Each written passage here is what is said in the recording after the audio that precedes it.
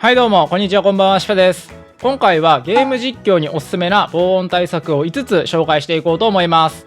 自分のチャンネルではゲーム実況に関する情報を発信しているので、実際にゲーム実況をやってるよっていう人もいると思いますが、お隣さんから騒音の苦情が来てしまったという経験はありませんか？もしも何も対策せずにゲーム実況を続けていると、ご近所付き合いが悪くなってしまいますし、賃貸に住んでいるなら管理会社から退去申告を受ける可能性もあるので、ゲーム実況中に大きな声を出してしまう自覚がある人はしっかりと防音対策をするのがおすすめです。ちなみに自分は恥ずかしながら管理会社経由で騒音の苦情が一度来たことがあります。なのでその時に自分が実際に調べ上げた防音に対する知識はもちろん、実際に行った賃貸物件でもできる防音対策の中でおすすめできる方法を5つ紹介していこうと思うので参考にしてみてください。ちなみに説明欄に動画の目次を記載していますし、ブログの方でもこの動画と同じ内容を解説しているので、うまく活用しながらチェックしてみてください。まず最初に防音に関する基礎知識を知っておく必要があるので解説していきます。これを知っているのと知らないのとでは、これから紹介する防音対策の必要性が分からず、あまり効果のない防音対策を勝手にやってしまう可能性があります。無駄な防音対策にお金を使わないためにも、ここで基礎知識をしっかり身につけておきましょう。それでは防音とは何なのか解説していくと、音というのは空気が振動することで聞こえてきますが、その空気の振動を抑えて周りに伝わらないようにするのが防音となっています。防音するための具体的な対策としては、遮音と吸音が非常に重要になっており、この2つの性能についてあらかじめ知っておく必要があります。まずは遮音についてですが、それ以上音が伝わらないように空気の振動を遮断して、外へ音が通過しないようにすることを言います。主に鉄板やコンクリートは遮音性が高いと言われているので、引っ越しした経験がある人は知っているかもしれないですが、鉄筋コンクリート造のマンションなんかは防音性に優れているなんてよく言いますよね。他にも石膏ボードやゴム、鉛といった重たい素材などは遮音材として壁の中に入れられていたり、防音室の材料として使われていることが多いです。ただ遮音材の効果としては音の振動を跳ね返しているだけなので、反射した音が部屋の中に戻ってしまい、音が響いてしまうというデメリットがあるので覚えておいてください。次に吸音についてですが、音を吸収することで音の反射を防ぎ、部屋の中で音が反響しないようにすることを言います。主にグラスウールというガラスを原料に綿状に加工したものが吸音性能が高いとされているので、よく使用されていることが多いのですが、ウレタンで作られた吸音スポンジなども数多く販売されていますね。ただ吸音材の効果としては、音を吸収して反響しにくくしているだけであり、通過していく音を遮断できないというデメリットがあるので注意してください。ちなみに今回の場合は、お隣さんから騒音の苦情が来てしまった、あるいは苦情が来ないように対策しておきたい人に向けてお話ししていますが、お隣さんへの騒音対策をしたいなら Amazon とかでよく見るスポンジ状の吸音材とかリフレクションフィルターとかを使っても効果はないです。製品が悪いとかではなく、このような製品は音を吸収して部屋の中で音が反響しないようにすることを目的とした製品になるので、防音ということを考えると対策が足りていないということなんですよね。要するに防音ということを考えるのであれば、遮音と吸音の両方をセットで考える必要があるので、この点を頭に入れてこの後解説する防音対策を確認していってください。それでは防音に対する基礎知識を理解できた上で、賃貸物件でもできる防音対策を5つ紹介していきますが、窓やドアを開けない、マイクの設定を見直す、防音壁を設置する、防音カーテンを使用する、防音カーペットを使用する、これら5つの防音対策について解説していきます。どの方法も自分が実際に行っている方法となっていますし、お金をかけずにできる方法から防音グッズを購入する方法などを解説しているので、それぞれ参考にしてみてください。まず最初に紹介する防音対策は超基本的なことですが、部屋の窓やドアを開けないようにしてください。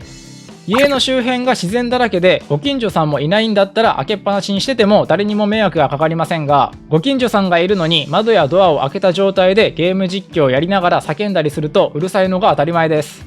目覚ましのアラームとかテレビの音とかでも気になる人は気になるので、窓やドアは閉め切って音が漏れないようにしてください。ただ気温が高い日になると室温が上がってしまって熱中症の危険性もあるので、適度に扇風機やエアコンを使用するなどの対策も行いましょう。続いての防音対策としては、マイクの設定を見直して小さな声でもしっかりと声を拾ってくれるように調整するのがおすすめです。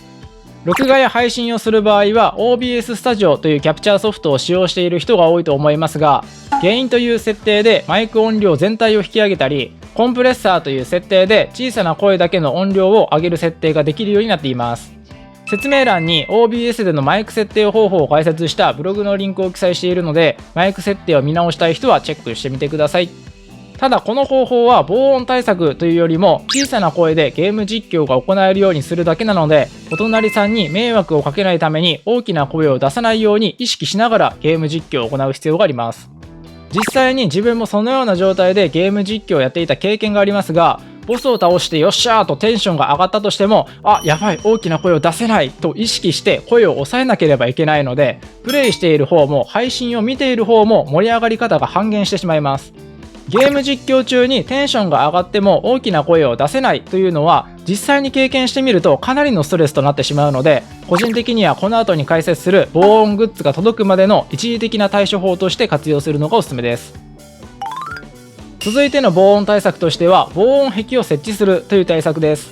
個人的にはゲーム実況時の防音対策をしっかりと行うのであれば、せめてこれだけは購入して使用してほしいと思っています。ちなみに部屋全体から音が漏れ出さないようにするために部屋全体を防音室化したり、部屋の一角に小さな防音室を購入して設置したりしても OK です。ただそのような部屋全体を防音する防音室は値段が非常に高いですし、賃貸物件の場合は壁に穴を開けたり床を傷つけたりすることができないので、設置するのが非常に困難となっています。また防音室を作れたとしても別の物件へ引っ越そうとした時に解体や引っ越し先での組み立てが非常に大変なので、賃貸物件で防音室を作ったり購入するのは個人的にあまり良くないんじゃないかと思ってしまいました。自分の場合は常に大声を出しているわけではなく、テンションが上がってしまった時や驚いた時の一瞬の大声くらいしか出しませんし、お隣さん側の壁だけに防音壁を設置するのがコスパがいいのかなと思ったので、部屋の片側一面だけに防音壁を設置しています。ちなみに自分は防音専門店のピアリビングというお店からワンタッチ防音壁というものを購入しました。説明欄にピアリビングの公式サイトのリンクや楽天の公式ショップにある製品リンクを記載しておくのでチェックしてみてください。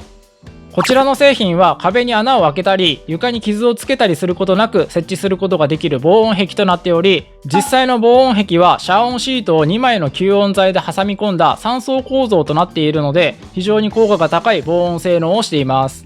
実際にどれくらいの音を防ぐことができるのか検証した動画を確認してみてください。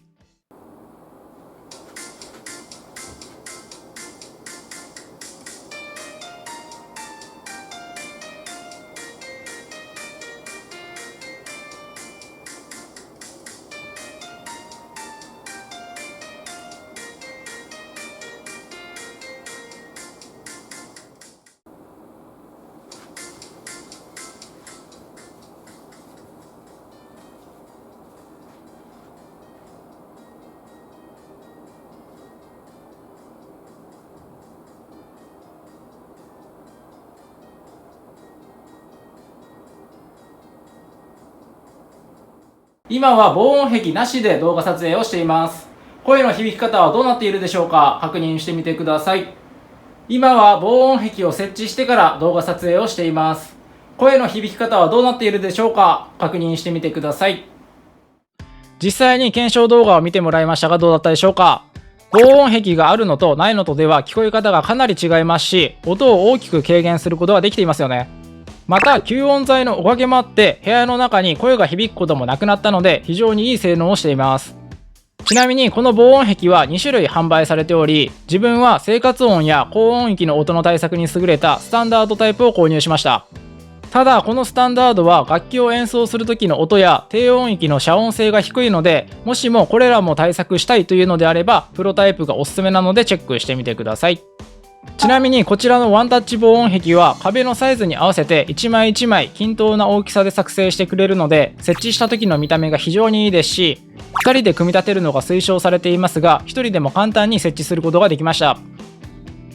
あと壁の上や下に出っ張りがあったりコンセントなどがあったりしても、その部分だけを切り欠き加工を行ってぴったりのサイズで壁に設置することができるようになっています。見た目もおしゃれですし防音性能も非常に高いので、お隣さんへの騒音を軽減したいと思っているのであれば説明欄の製品リンクからチェックしてみてください。続いての防音対策としては、防音カーテンを使用するという対策です。こちらを使用することで、ベランダにいる人や外を歩いている人に対しての防音対策になりますし、近くに道路や駐車場などがある場合は、車の音が気になるかと思いますが、そのような外からの音に対しても防音対策することが可能です。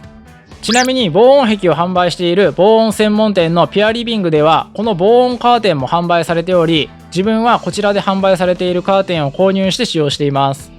このカーテンは音を吸収する吸音符と音を遮断する遮音符とアクリル樹脂コーティングの2層が2枚重なった防音加工が合計5層にわたって行われているので、防音性能が普通のカーテンと比べるとかなり優れています。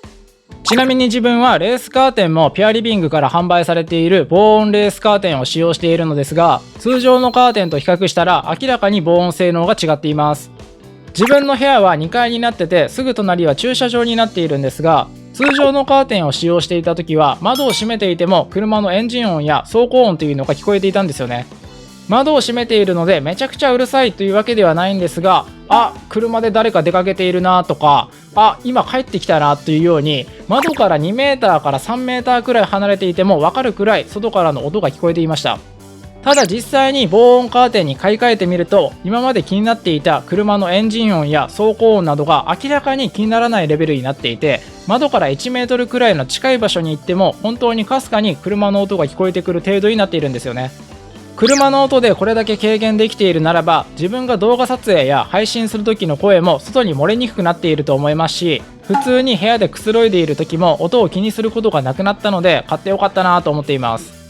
ちなみに実際の防音性能に関しては、ピアリビングの YouTube チャンネルの方で確認できるようになっており、参考動画のリンクを説明欄に記載しておくのでチェックしてみてください。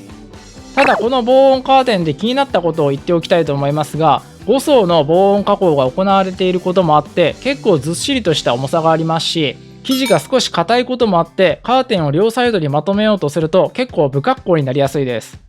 カーテンをまとめた後に少し手直ししないといけないですし、手直ししても少し下の方が広がってしまうこともあるので、何度も開け閉めを行いたい人は注意してください。続いての防音対策は、防音カーペットを使用するという対策です。防音カーペットは下の階の部屋に足音が響かないようにしたり、椅子を引きずる時の音や物を落とした時の音などを軽減できる効果があります。特に小さな子供が走り回ってしまって、下の階の人に迷惑をかけてしまった人が購入していることが多い印象です。もちろんゲーム実況を行う人にもおすすめとなっており、例えば悔しいシーンがあって物を投げたり大パンしたり椅子を叩いたりしてしまう人もいるかもしれないですが、防音カーペットがあればそれらの衝撃を緩和してくれるようになっています。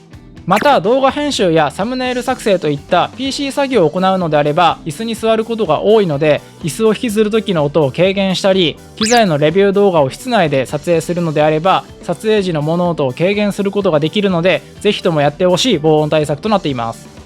ちなみに防音専門店のピアリビングではこの防音カーペットも販売されており、自分はこちらで販売されているカーペットを購入して使用しています。実際のカーペットを確認してみると、ポリウレタン樹脂のスポンジが裏面についているので、通常のカーペットと比べると圧倒的に厚さと弾力があります。正直この上で横になって寝たとしても体が痛くならないんじゃないかってくらいです。さらに裏面には滑り止め加工がされているので、ちょっとやそっとじゃカーペットがずれる心配もありません。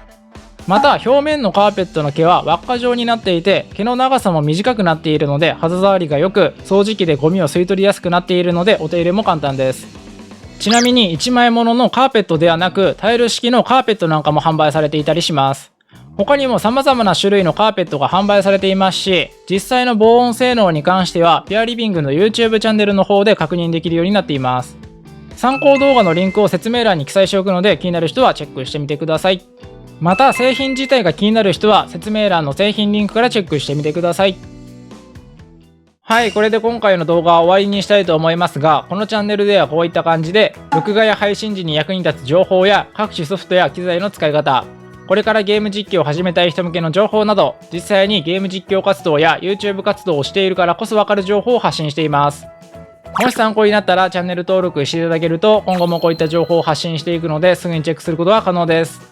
ちなみにブログの方でも今回の動画の内容について解説していますし、説明欄に動画に関連する各リンクを記載しているので、気になる人はチェックしてみてください。最後までご視聴いただきありがとうございました。またね。